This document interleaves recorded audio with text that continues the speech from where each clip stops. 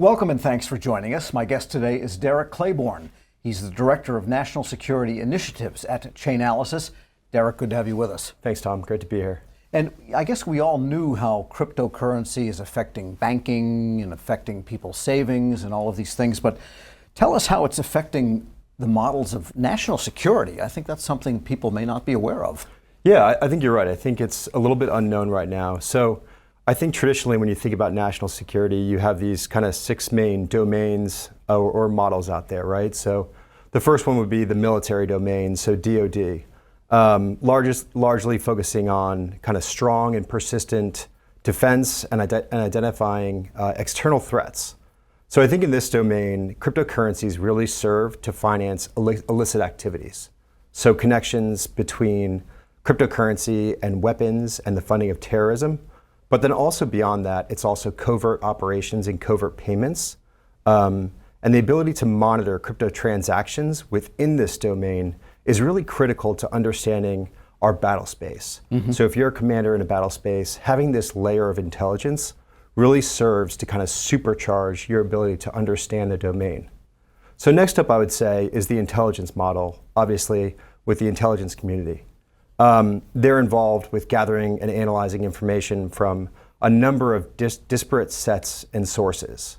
So intelligence agencies will play a critical role in assessing information and tracing the source, nature, and location of funds that are tied to adversarial activities. And I think the mission set here is really critical because you can employ blockchain analytics to track individuals using cryptocurrency and then gather intelligence on potential threats. So next up is the diplomatic model, which is traditionally done by the State Department. But what I would say here, and interestingly enough, is you see more and more organizations from the other 6 domains playing in this field as well. So for Cybercom, for instance, just for one example, a critical mission set that they have is Hunt Forward. And this is where you see cyber operators moving forward to overseas countries like Lithuania and Estonia and bringing the cyber battle overseas. And this is where Chainalysis and blockchain analytics broadly really plays a big role.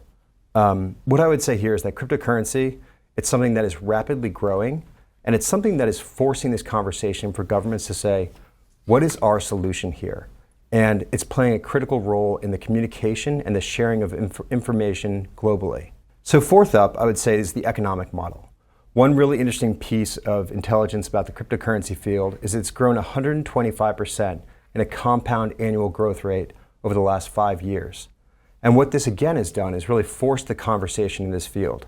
So having stability and having strength in our economy, both domestically and then internationally, is important.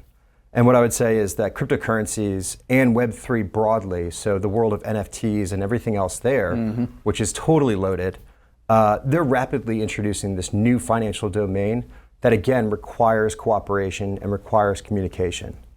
Fifth up is law enforcement, and we really have a critical role in the law enforcement. They face challenges and opportunities in this space. So they strive obviously to trace the nature, location, and source of funds tied to whether it be drugs or child sexual exploitation or anything of the sort. And quite frankly, with state and local law enforcement, we work with state and local law enforcement across the world to address these issues. The last one is cybersecurity, and in many ways, this is kind of a tipping point for the rest of the domains. It truly impacts all other domains, and cryptocurrencies are closely tied to the cybersecurity model, as they often are used in cybercrime, obviously, but also ransomware attacks and illicit online marketplaces. So protecting critical infrastructure, preventing cyber threats, and developing strategies to address cyber-related risks are paramount in ensuring the cybersecurity of our nation and our partners. So I think in summary, this is kind of a long-winded way of saying that cryptocurrencies and blockchain analytics really are impacting each one of the domains that we see in national security, Tom. And just a side question, when all of this currency is taking place for the purpose of illicit activities, maybe paying mercenaries for all we know, mm-hmm. At some point does it surface as it's converted into tender currency of nations, or does it stay blockchain encrypted as cryptocurrency through its entire life cycle? That's a fantastic question. And I would say sometimes, the best way to answer your question is not directly, obviously, right? We're here in Washington. So the way to find off-ramps in cryptocurrency is, and the way to engage with actors is when they find those off-ramps to fiat. Chainalysis can work with governments to be able to kind of seize those funds, and that's kind of the best place. A lot of these actors, since cryptocurrency isn't taken and used worldwide, they need to move to fiat funds in order to convert it into whatever they're using it for, nuclear missiles, et cetera. Sure. At some point you need those rubles or whatever the case might be. Yes, exactly. In hard currency. All right, so cryptocurrency is really an application of blockchain technology, which is nothing new, really. It goes back quite a number of decades. How can blockchain, as we understand it today, maybe improve United States national security? Yeah, I think there's a lot of ways that blockchain can improve U.S. national security. I think specifically to the world of cryptocurrency and blockchain analytics, blockchain analytics really serve as an opportunity to trace the nature, source, and location of funds. These tools can analyze transactions that are occurring over the blockchains, really anywhere in the world. And with this data, with these tools, you can identify patterns and then detect suspicious activity and gather intelligence on potential threats. So I think maybe this is even a good time to introduce what is kind of a foundational thesis that Chainalysis has, which is that all value will be moving to the blockchain, right? So blockchains are secure, transparent, and immutable ledgers that allow users to track and trace the transfer of value. And these advantages, as they become widely known, will bring more and more people to the space. And for us, as an organization that works to track and trace these funds, we're seeing this gradual migration lead to better and more broader security solutions in the space of value transfer. But the funds and the blockchain itself are just hashed numbers. Yes. Sitting there. And so how can you glean anything? I mean, what's the challenge of being able to see blockchain transactions and making sense of them, since they are just long strings of 256-bit encrypted numbers? Yeah, exactly. And that's a great question. So that's really what makes Chainalysis unique. So since 2014, we've been ingesting, curating, and putting AI/ML behind our data. So all this data is open source intelligence. It's all open source. Tom, you and I could sit here and download the Bitcoin blockchain. We could read it out here for the Federal News Network, and it's going to be boring as heck. It's going to be 35 alphanumeric characters, and we're going to have about 2 listeners, my mom and maybe your wife. But that's going to be it, right? So Chainalysis does a lot of work to put the AI/ML and heuristics behind to cluster this information and be able to tell agencies who's who on the blockchain and identify patterns. And so that's really the essence of getting down to the brass tacks of it. And what kind of computing power does this take? Tremendous amounts, right? So like I said, we've been around for almost 10 years curating this data. We work with a number of different providers to be able to enhance this data set. And beyond just tremendous amounts, I would say it just takes a lot of work. So Chainalysis is an organization of 1,000 individuals, some of the best and brightest minds in blockchain technology. So in addition to just gathering this data and employing our heuristics, we have people vetting the data. So there is a large workforce and cadre of individuals constantly looking at this data 24/7 to make sure that we're bringing insights that are applicable to the mission sets that we support. Yeah, it seems like you could make a mistake if it was just sheer numerical analysis, because you would need someone at the level of understanding of what's really happening in the world globally to know whether something makes sense or not.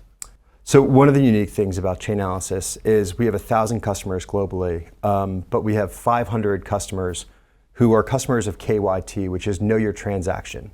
And what those customers serve to do is vet our data and almost serve as a continuous auditing of our data. So these are traditionally financial technology firms, as well as traditional financial firms who may touch cryptocurrency. And what this serves as is really a moat of data that helps to support the information and the data that we're making from our heuristics as well. Right, so you could sort out, for example, well, it doesn't make sense, even though the heuristics show this, but maybe we need to vet the fact, why would Sudan send $1 billion to Finland. That's Yes. not going to happen. But if you see, well, gee, there's a big transfer from China to, say, to Sudan, where they have mineral interests and so forth, that might turn a government onto something that they need to monitor. Yeah, certainly. And I think one thing too that's important to note is the information that you can get from the blockchain can kind of be a little bit misleading, right? So if you're an intelligence professional trying to make decisions off of bad data, you can in many ways be tipping at windmills, right? So you're attacking threats that are unknown out there. And it's important to have this data that you know is sourced from a known and legitimate source, and also vetted and audited by a number of these worldwide and global companies. And just a quick question, so then Chainalysis output is a service that people subscribe to as opposed to a piece of software they install? Yeah, definitely. So there's a number of different ways to interact with Chainalysis, right? We have bulk data customers. So this might be your JADC2, your organizations that are really dynamic and really good at handling bulk data. We love engaging with those customers because they can do fantastic things with our data that we, quite frankly, haven't even thought about. We also have customers who have their own organic data sets, and they want Chainalysis insights and data to be able to enrich their organic data sets. And so those might be API customers. Third in the realm of customer sets is our reactor users or our technology users. So we have 7 different types of platforms that users can use to interface with our data. This is our graphical user interface. This includes Chainalysis Reactor, which is a forensics tool, KYT, which I mentioned before, which is to know your transaction, address screening, a tool called Playbook, which helps you understand the worldwide global map of cryptocurrency. And then finally, I would say too, is Chainalysis has done a great and really effective job of building out our US government support system. And we have built a specific organization off of Chainalysis Inc. called Chainalysis Government Solutions.